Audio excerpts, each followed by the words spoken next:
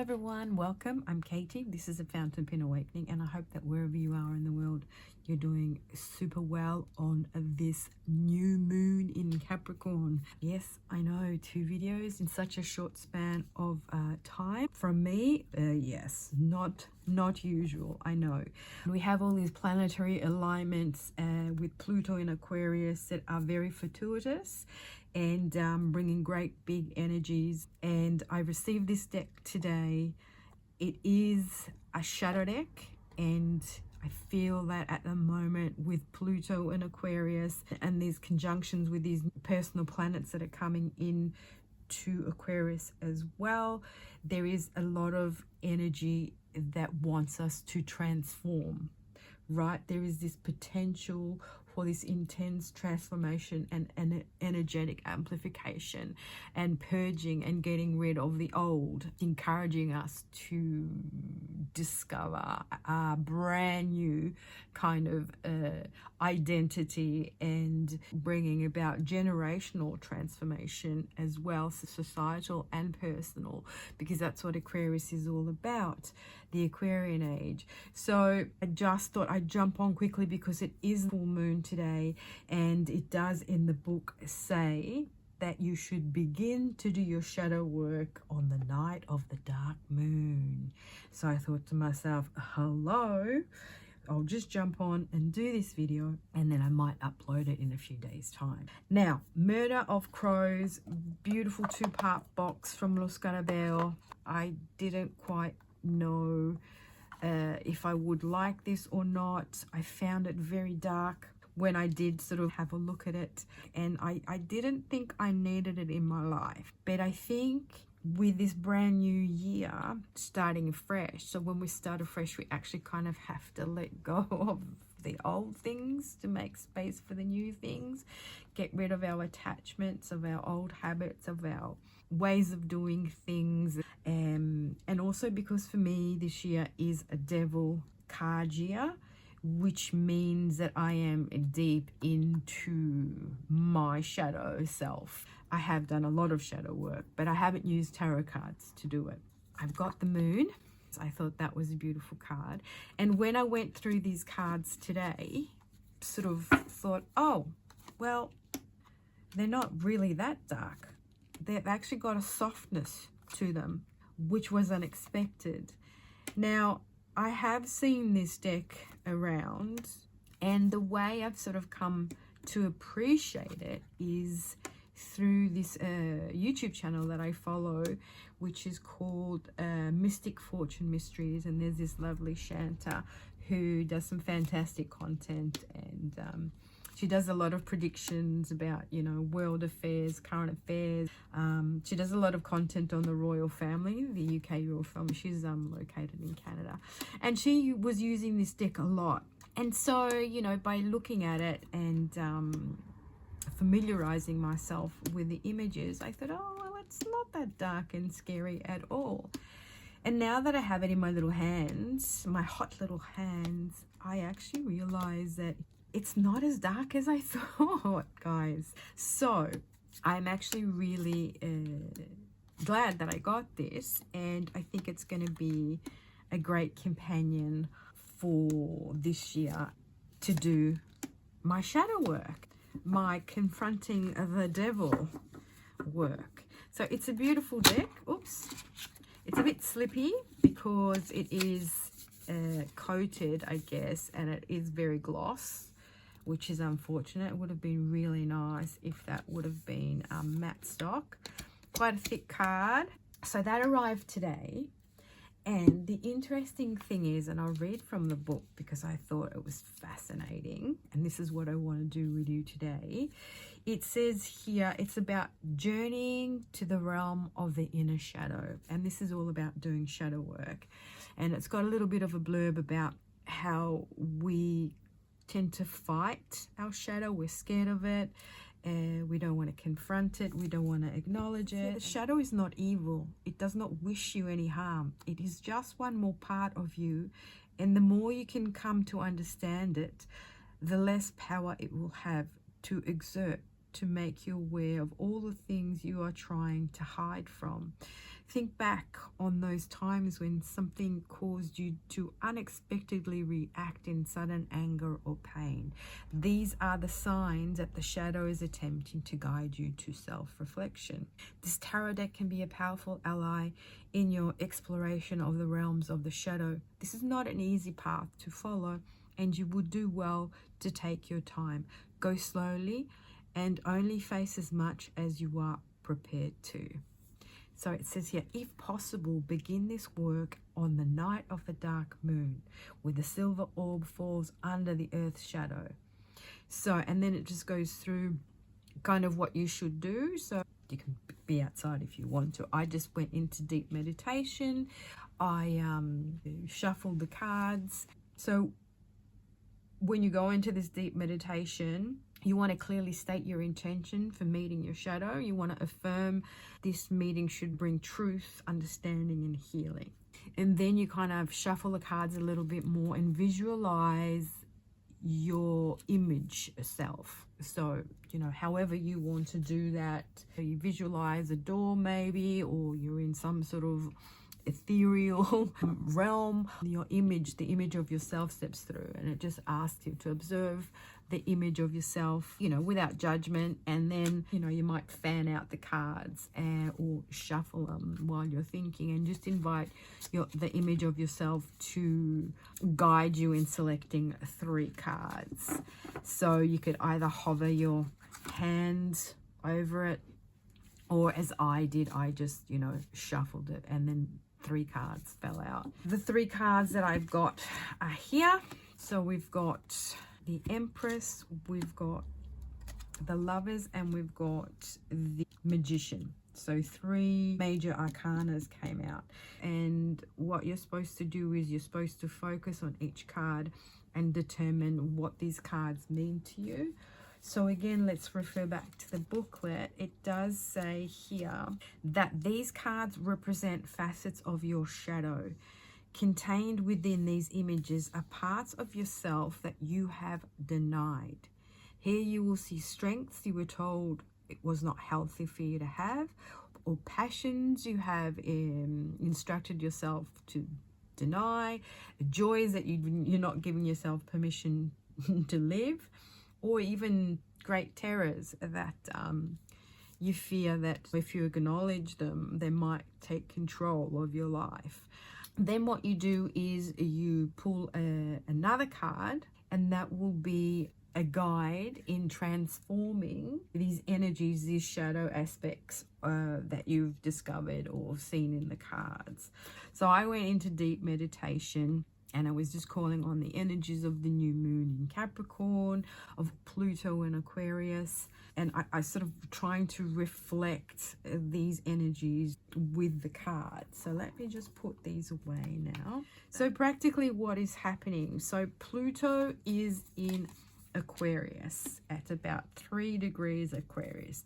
Now the sun has just entered Aquarius. We're going to have Venus enter, and then we're going to have Mercury enter, and then we're going to have Mars enter. And now these planets will conjunct with Pluto and create certain opportunities to open and work on oneself. So with Venus, for instance, where's Venus?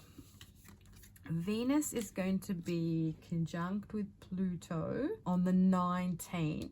So today, as I'm filming, and what that initiates an upgrade to heart space and creative expression.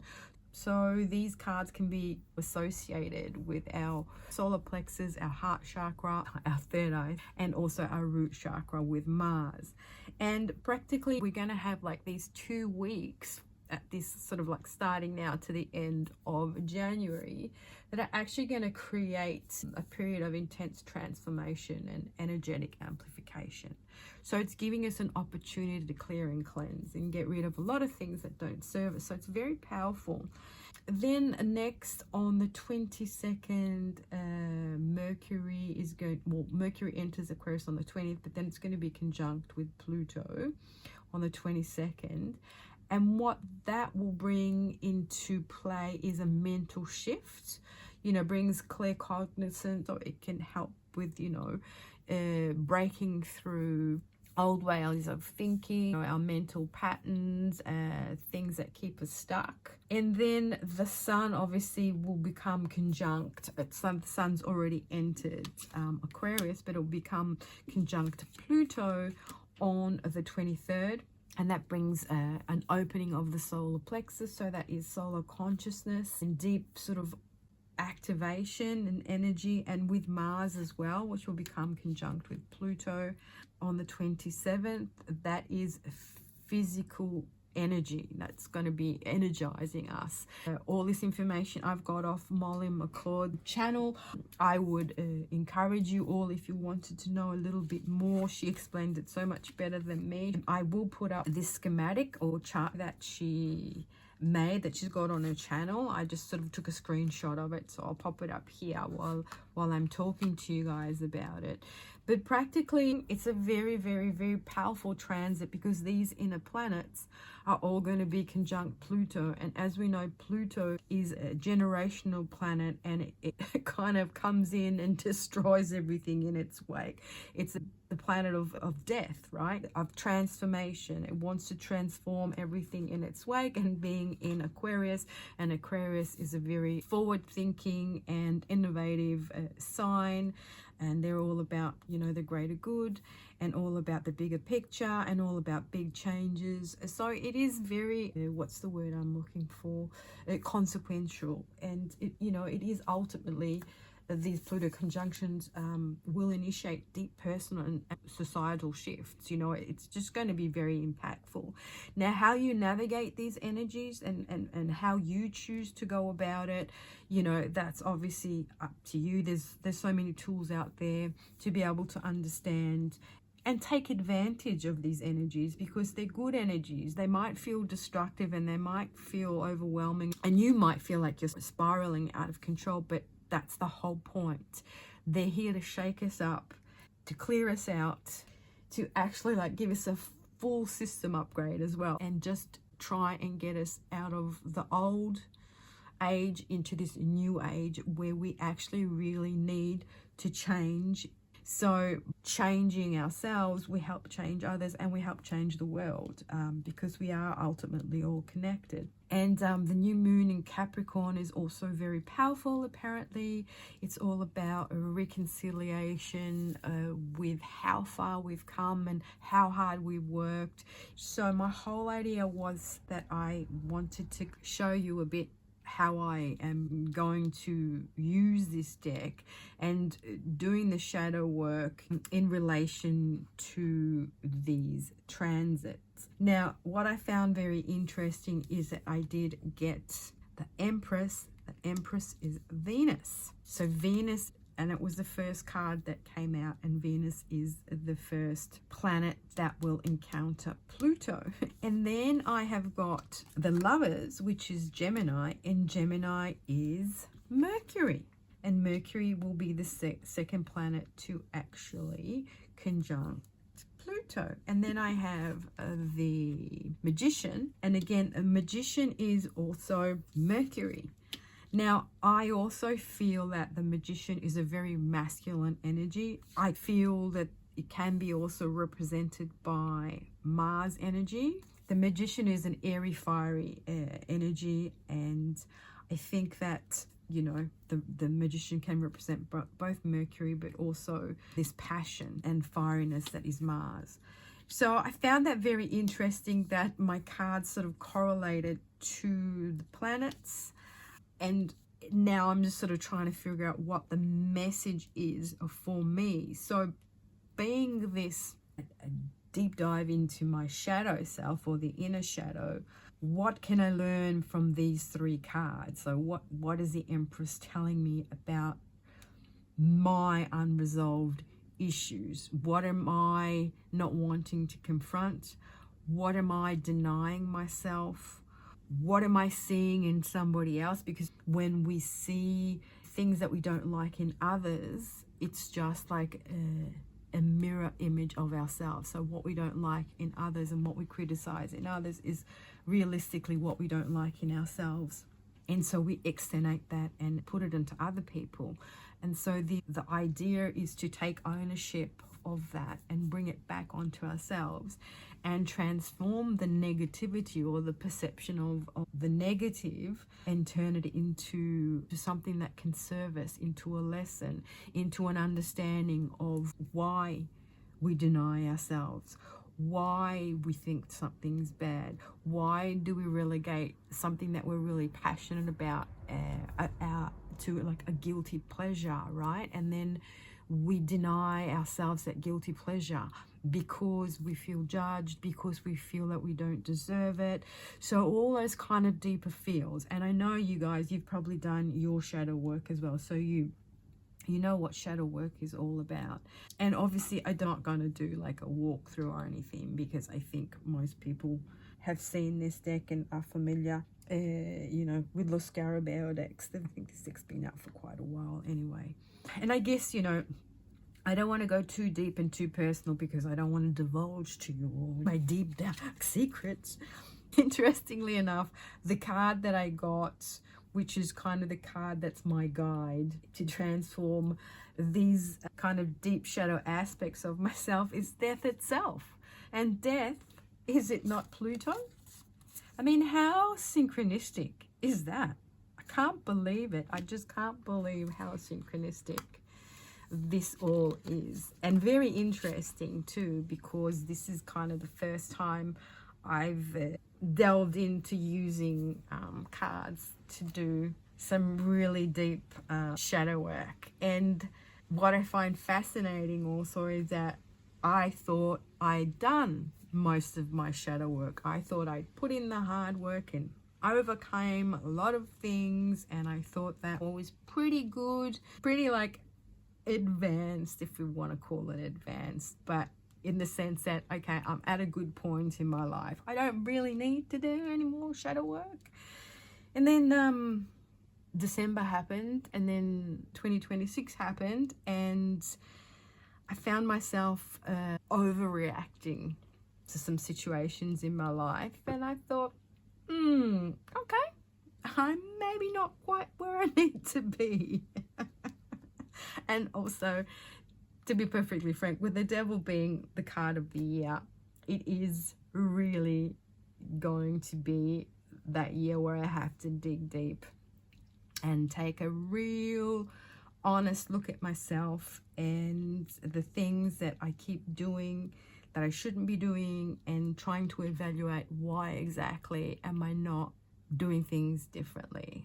And there's that saying that says, if you keep doing the same old things, right, you're not going to get a different outcome, are you? So I think this is a lot about relationships with my mum. It's about nurturing, allowing to be nurtured, giving myself permission to be loved, and finding a romantic relationship, which I have been denying myself. And then obviously the Lovers card. And it's interesting because I don't look at the Lovers card as a relationship card. I refuse to look at it that way. I look at it as a card of choice. And there must be a reason why I don't want to admit that this is also a relationship card. And when it comes up for me, I never interpret it as a relationship card. You know, interpret it like I have to make a choice about something or choosing myself. So I think this is very clearly letting me know that I am denying myself the pleasure of having a relationship, and I haven't had a relationship for years.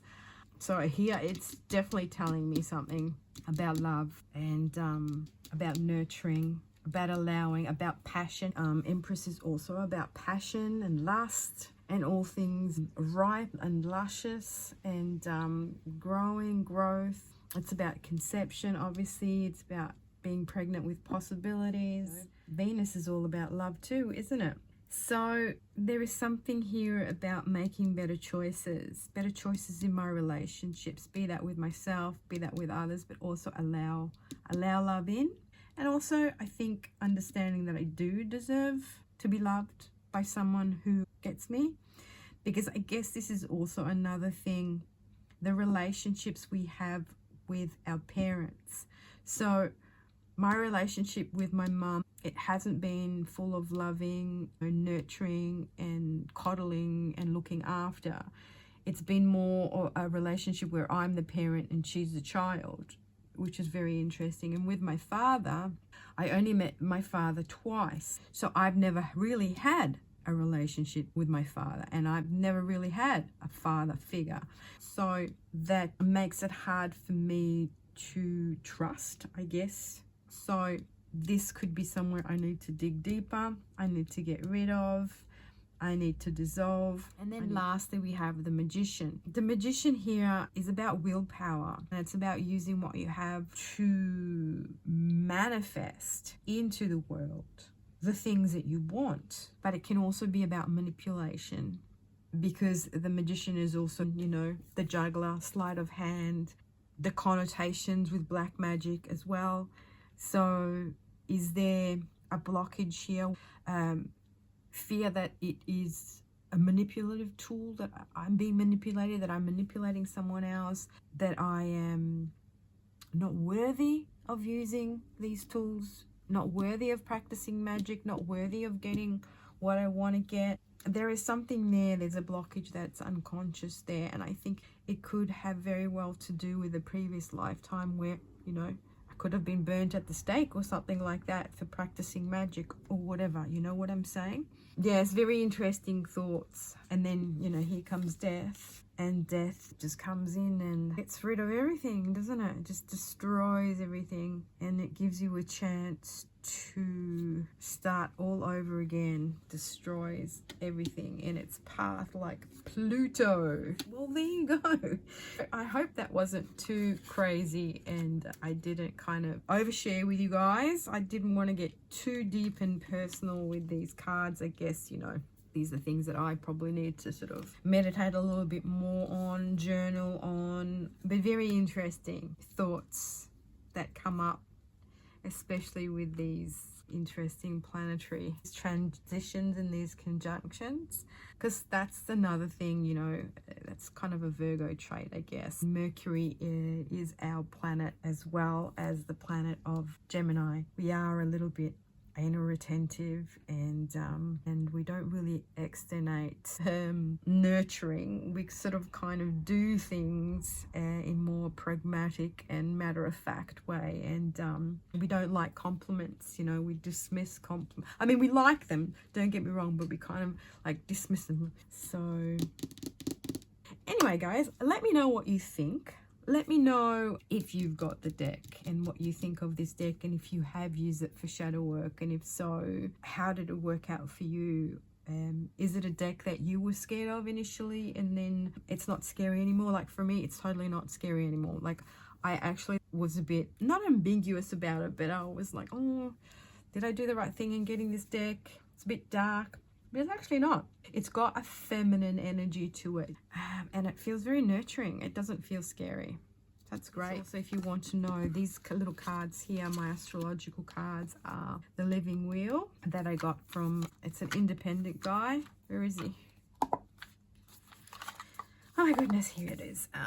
Yeah, so I got it online. Yeah, they're made in the US, thelivingwheel.com, if you wanted to grab yourself some. They're beautiful cards, great stock, really beautifully made, and they've got all the lunar phases, the planets. It's an astrological deck, so you can learn astrology with it. It's got the houses, got the astrological signs and stuff like that. It's beautiful, beautiful deck.